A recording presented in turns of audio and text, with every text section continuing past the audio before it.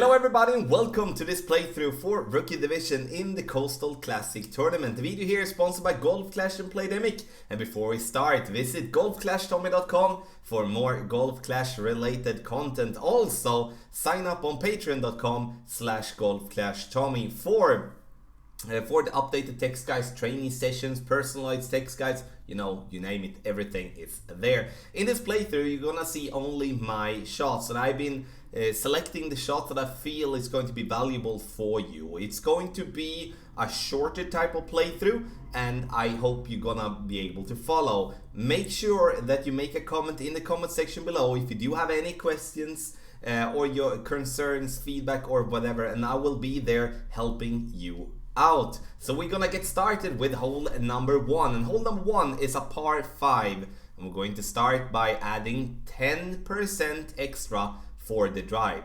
We're not using any topspin, any backspin, and we are using a power 1 ball, and this ball is called the Navigator. We're gonna take our shot by bouncing the ball before the rough over to the fairway on the other side. The reason we're playing with a power 1 ball is because we do need a little bit of distance for the second shot, so we're not gonna go in between clubs. Second shot, I do play with the big dog in this example, but I would suggest you to change to either the Viper or the Sniper, as having a better accuracy and a better ball guideline will be very valuable for you trying to get this ball in the hole for an albatross. This shot as well is also 10%, so 1-0 once again for the second shot, and you are going to play the shot from the position where you're at. So if you are in maximum distance, it's maximum distance with a 10% extra, and medium distance and minimum distance, so forth. If you do feel that you have problem judging the elevation, check out the elevation guide 1.0 here on the YouTube channel. Hole number 2, and here we're also going to add 10% for the drive. We're using a Katana ball, which gives us side spin 3 and power 2. And we're looking for the side spin, we're looking for the power, and we're going to then aim with 1 to 3 bars of topspin, whatever you feel most comfortable with. And then we're going to adjust for maximum distance with a 10% over adjustment. We're going to get the ball to bounce there on the fairway, and we do want the ball to follow the right side, or at least stay on the fairway. And this will be giving us a decent chance for the drop from distance. Second shot, 10% extra for that one as well. And here it's once again very valuable if you do play with a wood club that gives you accuracy, gives you ball guideline. I'm trying to just take the route bouncing over the sand here, approaching the pin from distance, using 2 bars of backspin and no side spin. The thing that you can do if you feel very uncomfortable being so close to the rough to the right is to use the side spin that you do have on your ball. Use as much side spin to the right, so then you can move your target more towards the left side, and then you will have no problem being like, then you shouldn't be scared enough to play this type of shot. Because I can understand that playing very close to the rough line is tough, especially if we not feel that we hit perfect shots all the time. Hole number 3 is going to be the toughest hole by far in this tournament. Here we are only playing this one for a birdie. So here you're going to use a Guardian. Doesn't matter what level you're having your Guardian in. It can be a level 1, it can be a level 8. We are still going to use it. We're going to use the fairway on the below there, and we're going to use 30% extra. So 3-0 when it comes to elevation. And we're going to adjust for maximum distance number and then take our shot. We're playing with a power 1 ball that also gives us side spin 2, and I would say the more side spin the better.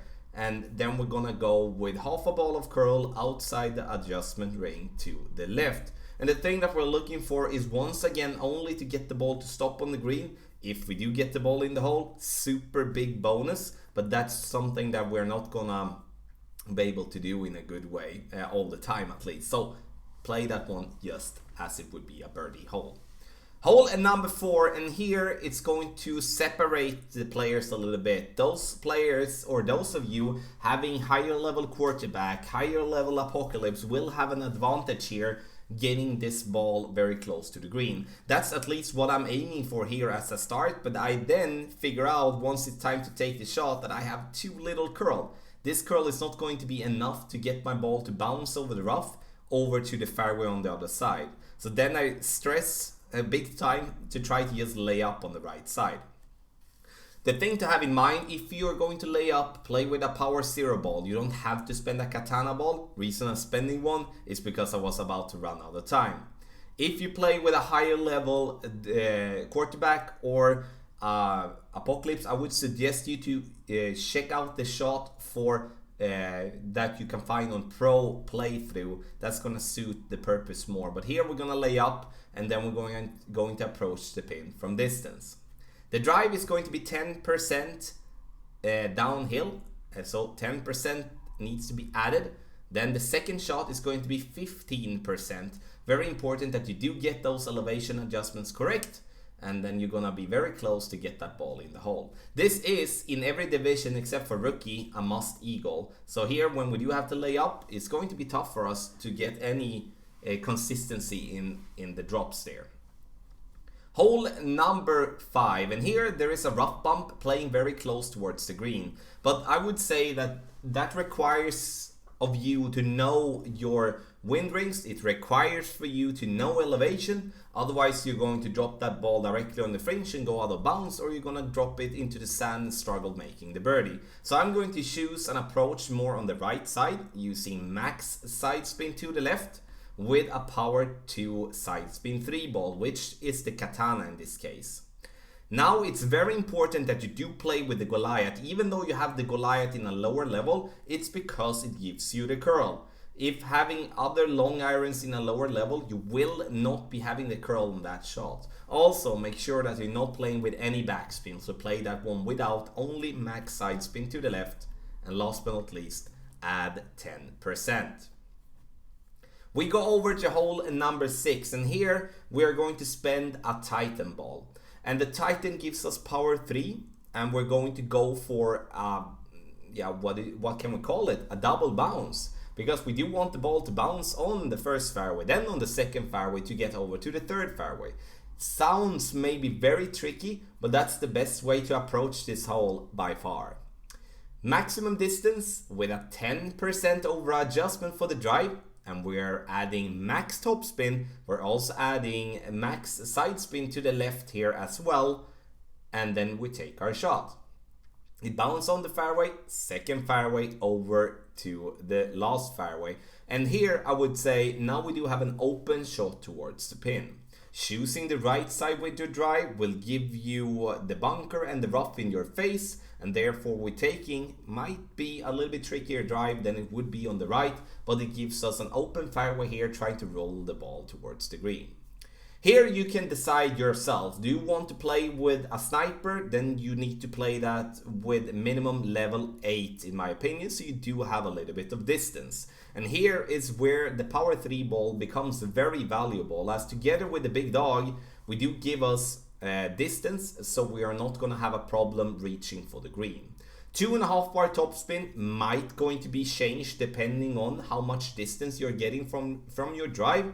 But the only thing that we're looking for is to get the ball to come in on the left side of the green, to then fall back down. And if it is on the fringe, then it doesn't really matter. It's still going to secure the eagle. Very tough par 5 to make an albatross on. Hole number 7, par 3. And here we're going to take an easy route as well. This fairway and the green is very bumpy, and we need to understand that we're playing with lower level clubs here. So we're going to have to play this one with the Viper or the Sniper, and I would say give yourself minimum 3 bars of backspin. Max side spin to the right with whatever side spin ball you're having, and then take your shot. The thing that we do need to add here is just a tiny little bit of curl to the right, so we do get an extra push to the right, so we're not missing the pin like we're doing there. 15.15 is the elevation adjustment for shot number 1 on hole number 7. We are going to go over now to hole number 8, par 4, and here we're just going to play ourselves over the water. Use the driver that gives you the most distance, aka power. So we're going to bounce over the rough, trying to get the ball to stop somewhere on the fairway. Doesn't really matter where, the just important part is that you're not letting the ball to go into the rough. That's why I'm using only 2 to 3 bars of topspin and then using a slight overpower instead. So because I don't want to use max topspin, because that's going to make me struggle to getting the ball to stop on the other fairway. Second shot, we're going to go for the rough bump. And the reason we're going for the rough bump here is due to the fact that we're not having enough backspin on our long iron. We don't have a high level Saturn. We don't have a high level Tsunami. And therefore we are going to have to go for the rough bump here, as I do believe bouncing on the fairway on top of the rough is going to be even trickier. Use the Goliath that gives you a decent amount of topspin. Use 5 to 6 bars of topspin and try to align the ball guideline with the hole. It's going to be sort of a glitchy ball guideline that you will have to compensate for, but it's better that than the other option. 10% extra for the drive, nothing for the second shot. And we're gonna go to hole number 9. Last hole in this playthrough, and here I'm going to change to the quarterback. The quarterback is going to give us something that we need to have if we are going to play on the right side, and that is curl. Max topspin, which is 3 bars combined with max side spin to the left. And here, if you do have a bunch of Titans or Kingmakers, use a ball like that instead, so you do not have to stretch out, or in a worst case scenario having to go with a little bit of overpower. I'm going to aim with the blue ring by the rough line to the left, and then I'm going to apply max curl to the left as well with my shot. 10% extra for the drive, super important. And then we're going to get it over to the fairway. It is a tricky drive, but I do believe that this drive is going to be better than trying to play on the hill on the left side. Because now, for the second shot, if we make the drive well, we're going to have a decent chance getting this ball in the hole. And here you can do, several different spin adjustments, and you choose whatever you feel comfortable with. Here I'm choosing 2 bars of backspin and 1 bar side spin to the right, and trying to get the ball guideline to be straight at the hole. And this is obviously the hard part with having lower level clubs, is that we are not having a lovely sniper ball guideline that we do have on the other accounts. We're going to over adjust 5% for this shot, so 10% for the drive, 5% for the second shot, and if we are a little bit lucky, we're gonna get that ball in the hole. So thank you so much everybody for watching the playthrough for Rookie Division. If you liked the video, please take your time, hit thumbs up before you go. That's much appreciated. The video here is sponsored by Golf Clash and Playdemic, and here in the end I want to wish you the best of luck in the Coastal Classic Tournament.